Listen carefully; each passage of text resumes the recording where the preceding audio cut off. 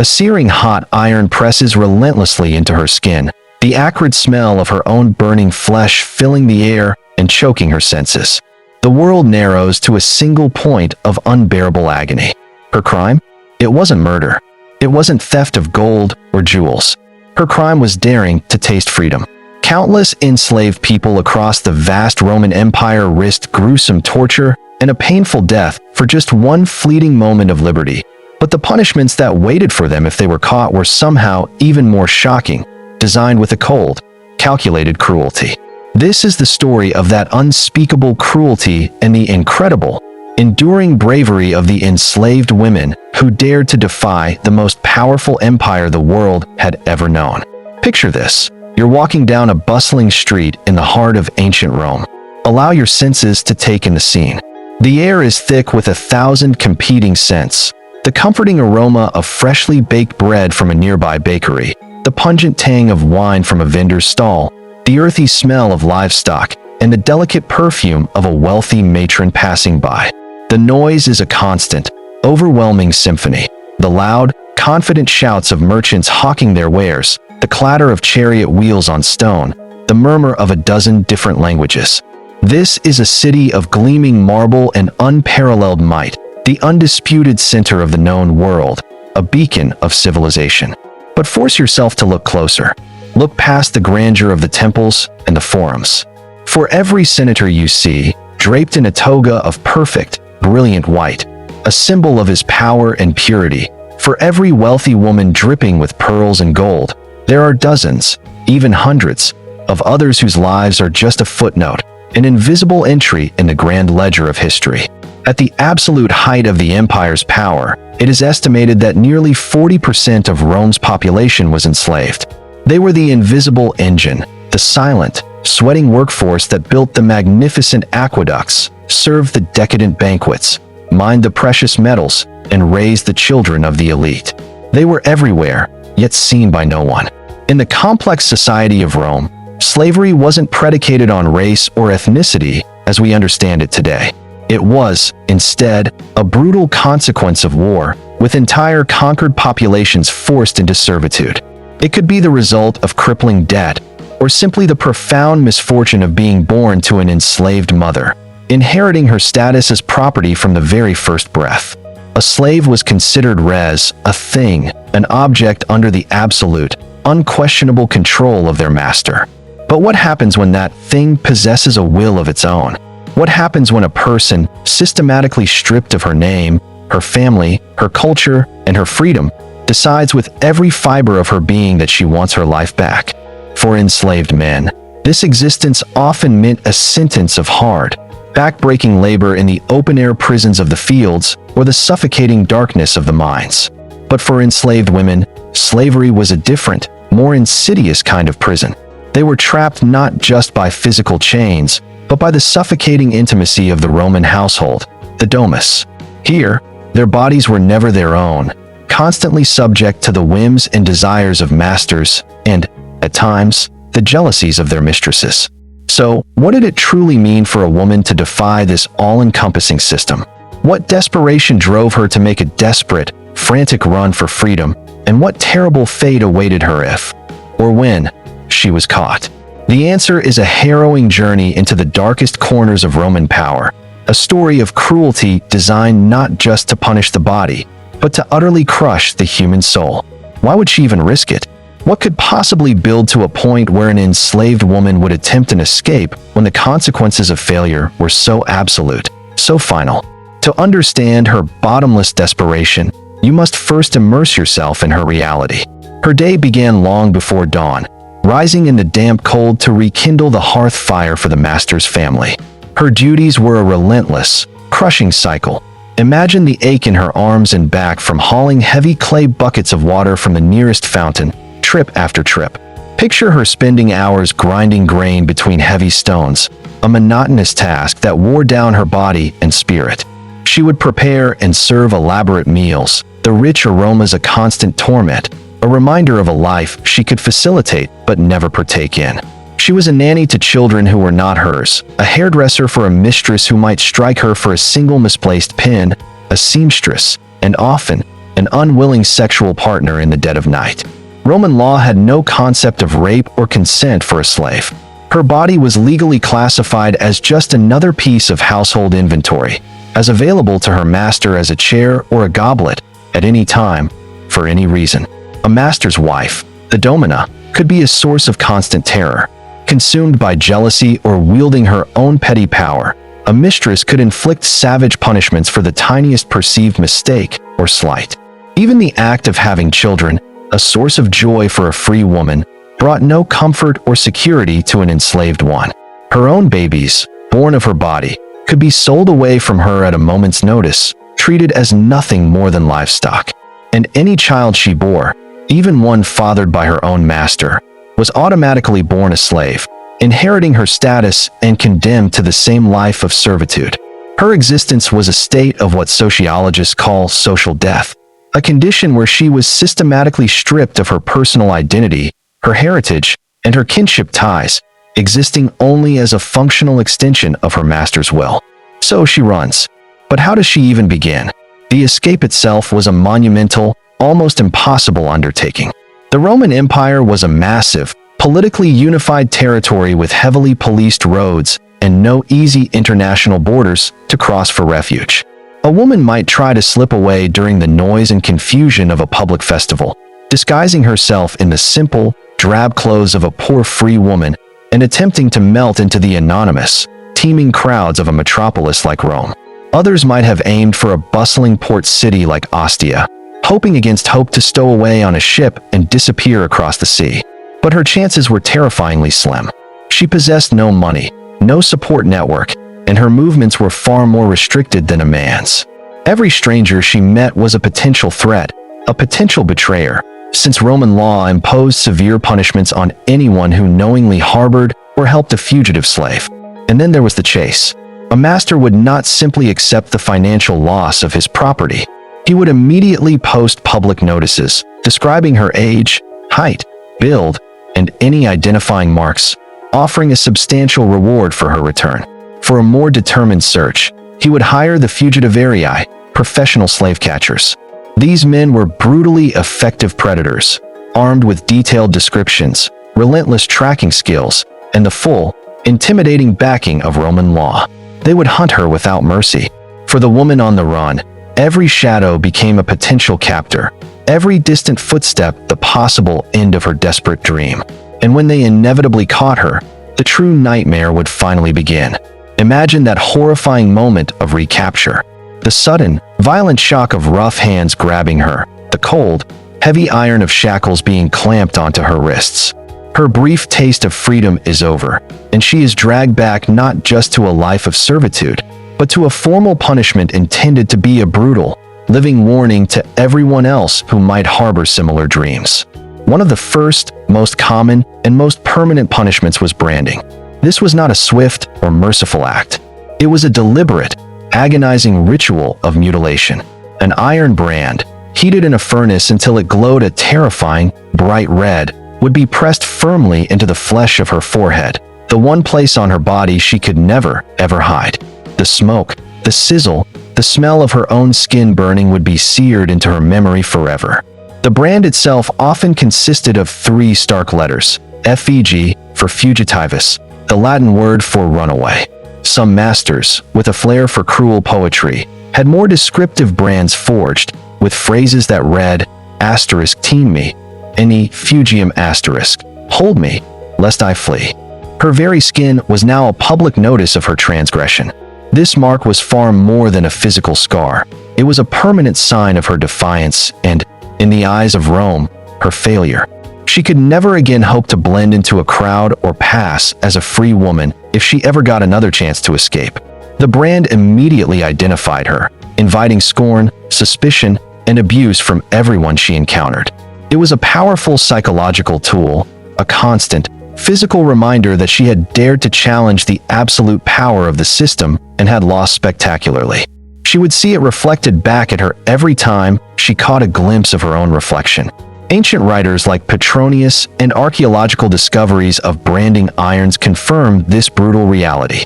The brand was more than a punishment. It was the empire's way of screaming a silent, permanent message. You do not belong to yourself. You belong to us, and we will mark you, so the entire world never, ever forgets it. For some masters, a permanent brand on the forehead was still not enough. The punishment had to be a living, breathing spectacle of degradation, a daily performance of his power over her.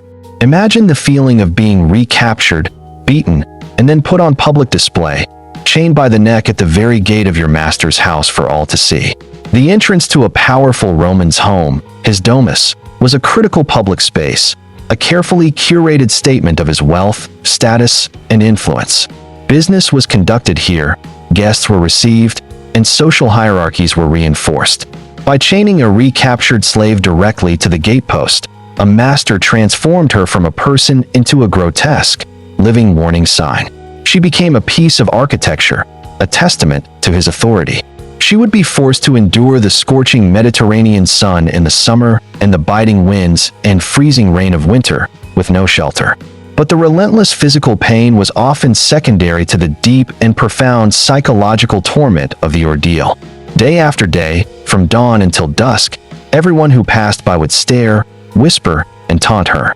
She was a living cautionary tale. The master's friends would see her and be reminded of his control. His other slaves would see her and be paralyzed by fear. Children might point and mock. Her humiliation was deliberately staged by her master to reinforce his absolute power and to terrify any other slave who might even begin to think of running away. To compound the misery, some recaptured slaves were forced to wear heavy iron collars, riveted shut so they could never be removed without the help of a blacksmith.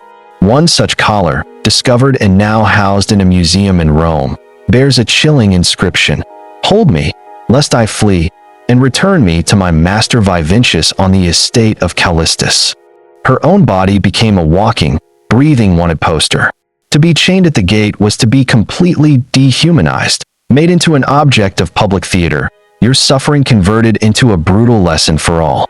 It sent a clear, unambiguous message. In Rome, there was no such thing as a private rebellion, only a very public and humiliating consequence. Inside a typical Roman household, the sharp, cracking sound of a whip striking flesh was frighteningly common.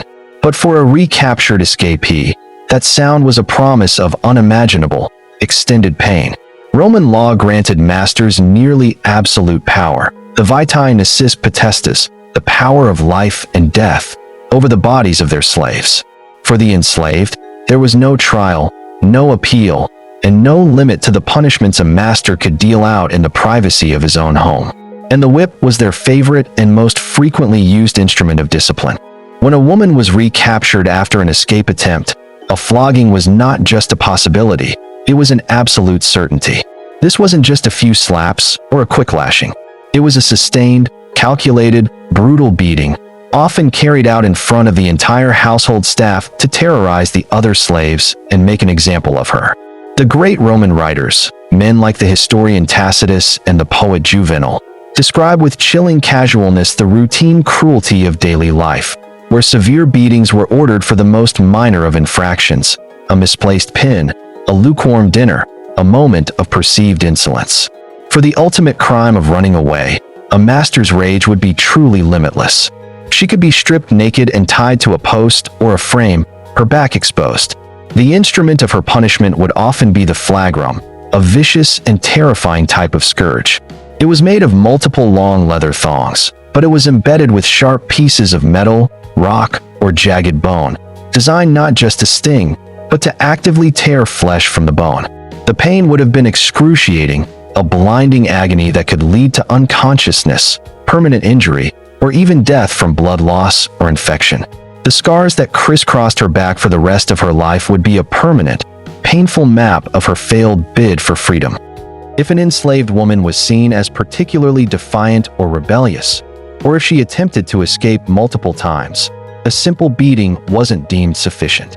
Her master might decide that to truly control her, he had to break her spirit completely. For that purpose, there existed a place of pure, unadulterated horror, the Ergastulum. The word itself, derived from Greek, is chilling. An Ergastulum was essentially a private prison, a workhouse dungeon, often built as a semi-underground pit or a series of subterranean cells on large agricultural estates. The The Roman agricultural writer Columella described them in stark terms, noting they should be built to be as healthy as possible, but also inescapable, with minimal light and air, and windows constructed so high up that they were impossible to reach. This wasn't merely solitary confinement. It was a living tomb, a place designed for grueling, punitive hard labor in the most miserable conditions imaginable. Imagine being thrown into that damp, suffocating darkness, recaptured, branded, beaten, and now locked away from the sun and sky. Here, men and women were kept in heavy chains even while being forced to work, performing tasks like turning a heavy millstone to grind grain in the near-total dark, their world reduced to the scraping of stone and the clanking of their fetters. The air would be foul, the food minimal, and the guards brutal. The conditions were meticulously engineered to crush any last spark of defiance, to induce a state of complete hopelessness. These private prisons were a known, if feared, part of Roman life. The problem became so widespread that at one point, the Roman government under the emperors had to launch official investigations into the Ergastula because unscrupulous landowners had started kidnapping and illegally imprisoning free travelers and vagrants, forcing them to labor alongside their rebellious slaves. For a woman cast into an Ergastulum, it was the end of the line.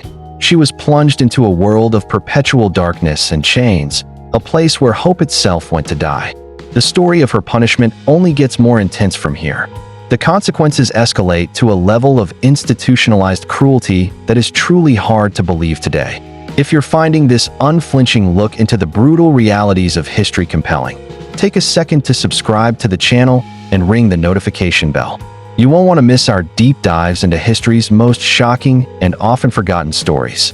For the woman who repeatedly tried to escape, who refused to be broken by the brand, the chains, or the whip, the Roman system had a final, terrifying answer: death. And in the Roman world, even death was not a private affair. It was a public spectacle, a carefully designed and theatrical instrument of state-sponsored terror. One of the most feared fates was damnatio in metallum, condemnation to the mines. This wasn't a swift execution, but a slow, agonizing death sentence. Enslaved women were not exempt from this punishment, especially for the grave crime of repeated escape attempts. Imagine being sent to a remote, desolate corner of the empire, to a gold, silver, or salt mine in places like Spain or Dacia. There, you would be forced to perform back-breaking labor in dark, cramped, and unstable tunnels, constantly breathing in toxic dust, often chained to other convicts. The work was relentless, the food was scarce, and abuse from the guards was a constant feature of life. Historical records and archaeological evidence suggest that even pregnant women were not spared this fate. They might be forced to give birth in the filth and darkness of the mines, only to see their infants quickly die from neglect and the hellish conditions. A more spectacular, and thus more public, death awaited those sent to the arena. This was known as damnatio ad bestias, condemnation to the beasts, and it was a hugely popular form of public entertainment. A recaptured woman who was deemed incorrigible could be stripped naked, tied to a stake in the center of the Colosseum or a provincial amphitheater, and be attacked and torn apart by starving lions, bears, or wild dogs for the roaring amusement of the crowd. This was the ultimate objectification, turning her execution into a blood sport. Finally, there was the most shameful and feared death in the entire Roman world: crucifixion. This punishment was specifically reserved for the lowest members of society: slaves, pirates, and enemies of the state. It was the ultimate symbol of Roman power and a slave's degradation. It was an excruciatingly slow and public death by asphyxiation, designed to maximize both physical pain and public humiliation. Women were not exempt from this fate. In one infamous historical case in 61 AD, after a high-ranking official was killed by one of his own slaves, Roman law demanded that all 400 slaves of his household, men, women, and even children, be put to death. Despite public protests over the clear innocence of the vast majority, the law was carried out, and they were all crucified. A woman's desperate struggle for freedom could end with her body nailed to a cross, displayed for days along a public road, a broken and degraded symbol of failed resistance. But this story is not just one of suffering and victimization. It is also a story of incredible, indomitable resilience. While a full-blown escape was the ultimate act of defiance, it was by no means the only one. For the thousands of women trapped within the suffocating confines of the Roman household, resistance was often more subtle, more insidious, but no less courageous. Couldn't you blame them for fighting back in the small, persistent ways they could? These daily acts of defiance were a crucial way to reclaim some small measure of control and humanity in a system designed to strip them of both. This resistance could be as simple as feigning illness to get a day of rest, or deliberately working at a slow, frustrating pace. It could be the accidental breaking of a valuable vase during a mistress's dinner party, an act of minor sabotage that gave a fleeting sense of satisfaction. Furthermore, enslaved women wielded a unique and powerful weapon: information. Working in the most private and intimate spaces of the Roman household, the kitchens, the bedrooms, the baths, they were the invisible, silent observers of the Roman elite. They overheard everything: political secrets, clandestine business deals, scandalous love affairs, and bitter family rivalries. This knowledge was a potent tool for survival and leverage. A clever woman might use a piece of well-timed gossip to subtly improve her position, perhaps earning better food or an easier work assignment from a grateful or blackmailed mistress. And sometimes, their defiance was not subtle at all. Women played absolutely crucial, though often overlooked, roles in the great slave revolts that occasionally shook the foundations of the Republic, like the one famously led by Spartacus. While the men were more often the frontline fighters, the women formed the logistical and emotional backbone of the rebel army. They were responsible for foraging for food, tending to the wounded, mending clothes and weapons, and acting as lookouts and messengers. Even Spartacus himself was said to have been deeply inspired by his wife, a Thracian priestess who was enslaved alongside him. The ancient writer Plutarch tells us that she was considered a prophetess who escaped with him from the gladiator school and was a respected, influential figure within the rebellion. These powerful acts of defiance, both large and small, show that even in the most oppressive system imaginable, the human spirit of resistance can never be completely and utterly crushed. For all the horror and brutality, there was one legitimate, state-sanctioned path to freedom: manumission. This was the formal, legal process of being freed by one's master. It was the single, tantalizing glimmer of hope that kept many enslaved people going, the dream that made their daily suffering bearable. But for women, this path was often a gilded cage, and the freedom it offered frequently came with heavy strings attached. A master might free a favored slave in his will as a reward for decades of loyal service. In some rare cases, slaves were allowed to earn and save their own money, called a peculium, to eventually buy their own freedom, though this was exceptionally difficult for household women who had less access to commercial activities. The formal process of manumission could be an official ceremony before a magistrate, where the master would declare the slave free. However, for an enslaved woman, the most common path to freedom was through a personal, often sexual, relationship with her master. He might free her so that he could legally marry her, an act which would ensure that any children they had together would be born as free Roman citizens, not slaves. The writer Columella even callously suggested that a master should reward a female slave with freedom if she bore more than 3 children, essentially allowing her to earn her liberty with her own fertility. But what did this freedom truly mean in practice?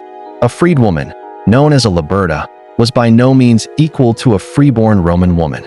She owed a lifetime of duties and deference to her former master, who was now her patron. This patron-client relationship was legally binding and socially enforced.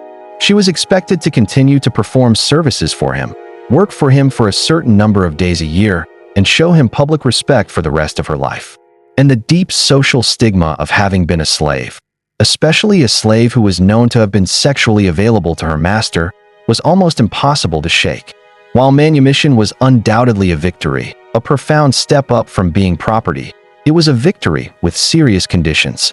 Freedom wasn't a clean break. It was a new, more complicated, and often frustrating set of lifelong obligations.